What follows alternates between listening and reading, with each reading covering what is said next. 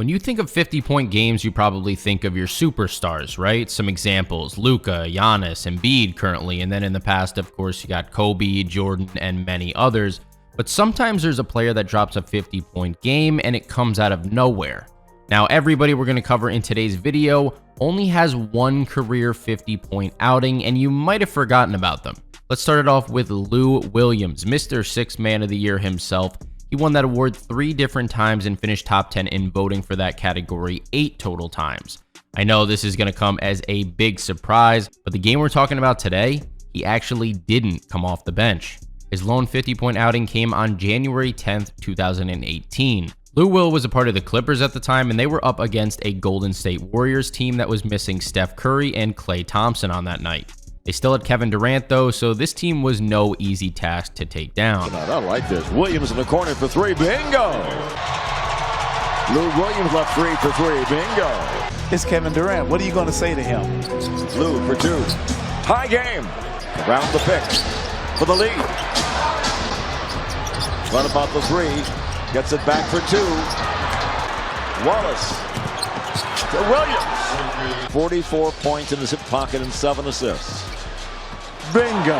47 points. 30 seconds to go. Lou says, why not? Bingo!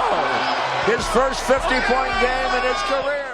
As you could see, he almost didn't get that 50-point game. If he didn't take that deep 3 at the very end, we wouldn't be talking about him in this video. But Williams finished that night shooting 16 for 27 from the field, including 8 for 16 from 3 and 10 for 10 from the free throw line. He also added on 7 assists, which helped the Clippers to a 125-106 win.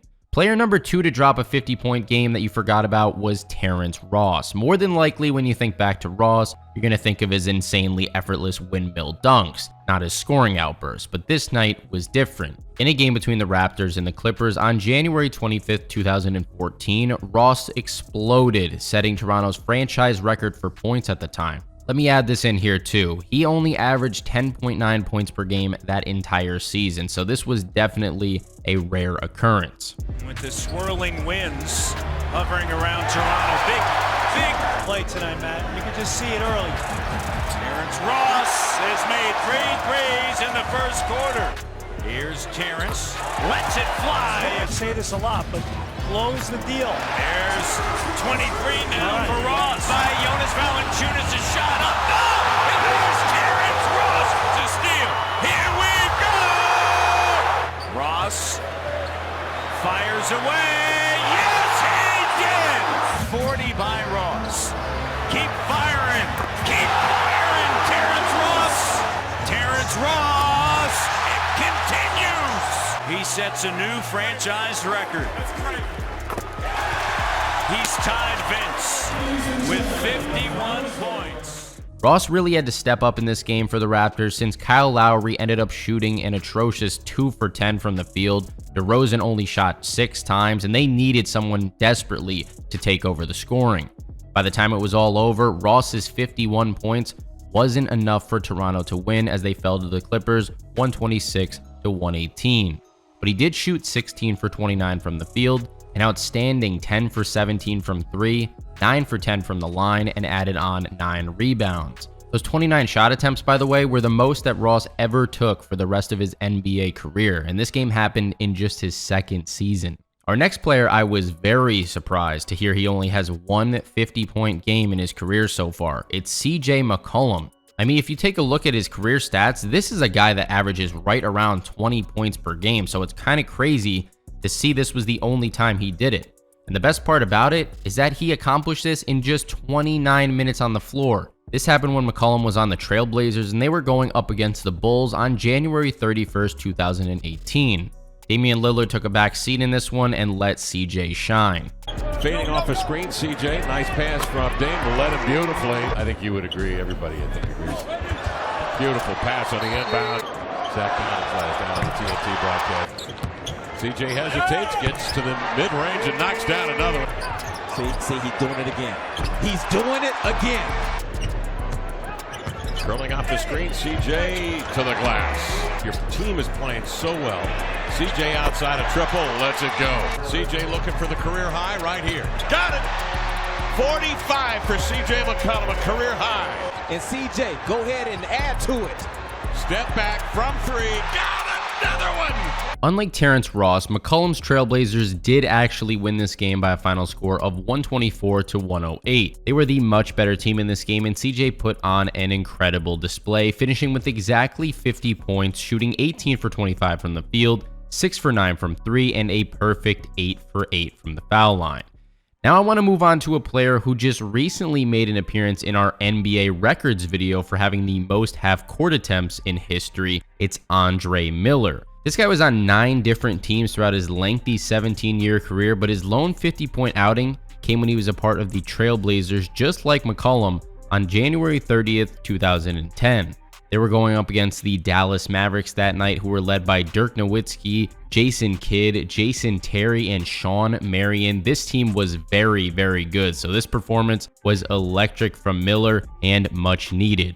Also, before we play the clips, has anybody noticed that there's a little bit of a pattern going on here? Every one of these random 50-point games up to this point happened in January. Maybe there's some New Year's resolutions coming true for these guys. They were a little shell-shocked when they were down 6-0. And there's Andre again. Andre Miller's hit a couple straight, tries another one and hits again. It opens it up a little bit. Andre Miller, tough fadeaway shot over Kidd. And Right there is where they're good. this has been Portland's offense so far in this game, and there it is again. There's gold over there.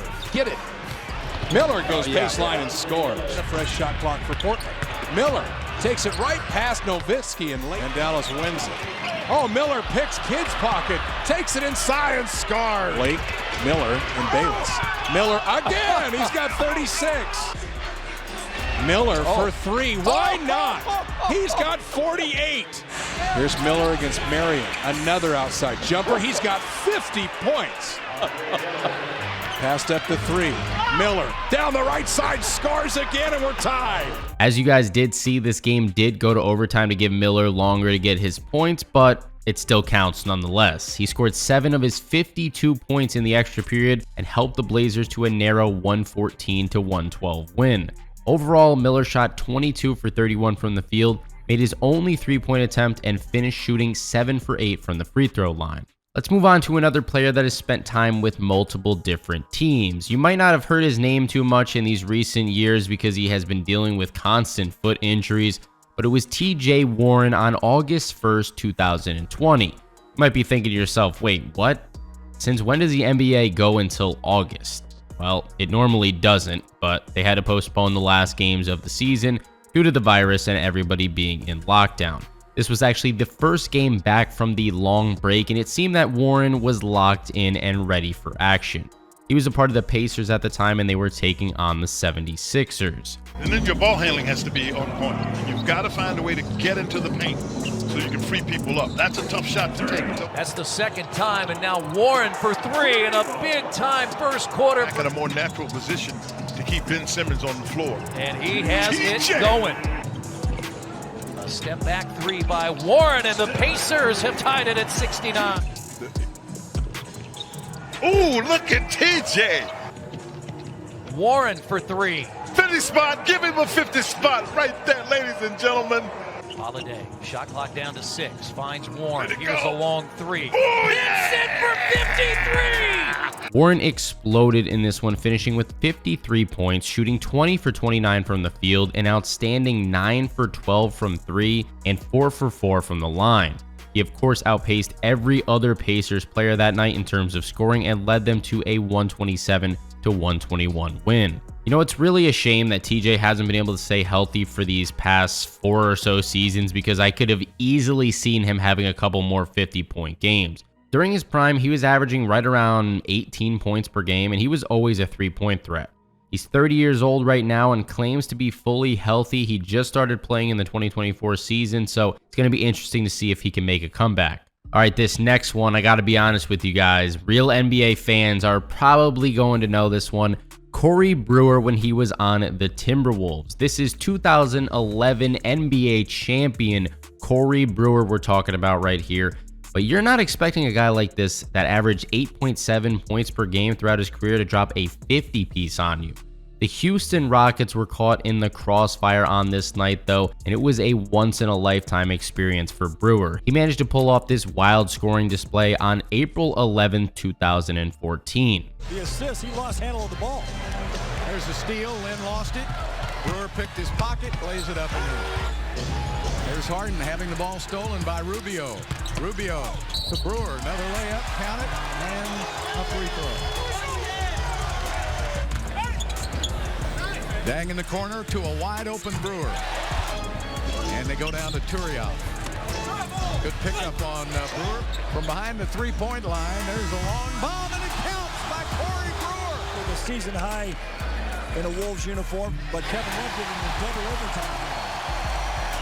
You got to appreciate what Corey Brewer's doing tonight. The T-Wolves needed every one of Brewer's 51 points that night as they narrowly escaped with a 112-110 win. Minnesota's roster that night was nowhere near as talented as Houston's, by the way, and they were missing Kevin Love, so this was a huge win. The Rockets' starting lineup that night consisted of James Harden, Chandler Parsons, Terrence Jones, Jeremy Lin, and Omer Asik, while the Wolves had Brewer, Dante Cunningham, Ricky Rubio, Gorgie Jang, and Robbie Hummel. Brewer did most of his damage from inside the three-point line that night as he shot just 2 for 6 from 3, but still managed to shoot 19 for 30 from the field, along with adding on 6 steals and hitting 11 of his 15 free throw attempts. Now, we talked about Brewer only averaging 8.5 points in his entire career. Let's shift our focus to a player who averages nearly double that and is still playing to this day, yet he only has one game scoring 50 or more points. It's Eric Gordon. Now, you're probably thinking, come on, there's no way that he only has one game over 50. Well, for a lot of his career, Gordon has came off the bench, even winning 6th Man of the Year in the 2016-17 season, along with coming in second in voting for that category the following year. He's always been a three-point sniper, and this game on January 27, 2020 against the Utah Jazz was no exception. With James Harden being inactive on that night, Gordon stepped up huge in his absence. So you just attack and be aggressive. Rockets, if you just joined us, going small. Harden out tonight. Bad angle on that pass. Eagles should have dribbled to make a better angle. Quick hit. That move and shot. It's hard to do. Downhill run and the bucket. He'll have to have another big second half to pull this one out at home. There's Tucker. Eagles on the court with Gobert. Gordon beats him to the rim and one. Even in these days of high scoring, 50 is really a magical number. And he's made the most of it. There's 50. There it is. I wasn't lying to you guys about those three-pointers, but I did fail to mention all the work he did from the free throw line in that game. 16 for 20 from the line, 14 for 22 from the field, including 6 for 11 from beyond the arc. Gordon finished with 50 points on the dot, which helped the Rockets to a 126-117 win. And you guys know I had to end off this video with a crazy one. The only player on this list to drop 50 points while coming off the bench is Nick Anderson when he was a part of the Orlando Magic. Yes, I know, before you mention it, Jamal Crawford dropped 51 off the bench, but he had more than one 50-point game in his career, and almost all of you probably do remember Crawford's 51-point game on the Suns, so we're going to leave it off of this list. Anyways, Nick Anderson dropped his lone 50-point game when the Magic went up against the Nets on April 23rd, 1993. At the time, Orlando had some very notable names such as Shaquille O'Neal and Scott Skiles. Shaq struggled from the field in this one, but you already know that Skiles was dishing out the assist while Anderson was draining the shots. Here's Royal. Oh, all along is Anderson spotting guys right now. Even though you'd like to have a bigger lead. Oh, we got it into play. Anderson will fire and banks it. Anderson for three. Oh, he got away with a shove here. Anderson looking for 4 in a row. Oh. Leave Morris alone. Maybe a late double. Anderson. Good help by Derek. Oh, that'll kill you. Anderson. Magic lead. Oh, did I forget to mention before starting the clips that Shaq was about to break the entire backboard during that game? What a wild night, and luckily for the Magic, it ended up in a win for them, 119-116. Anderson finished shooting 17 for 25 from the field, 4 for 7 from deep, and cashing in on all 12 of his free throw attempts. Now, if you guys enjoyed this one and want to see a part 2, just let me know in the comments section down below and hit that subscribe button. Check these other videos out as well.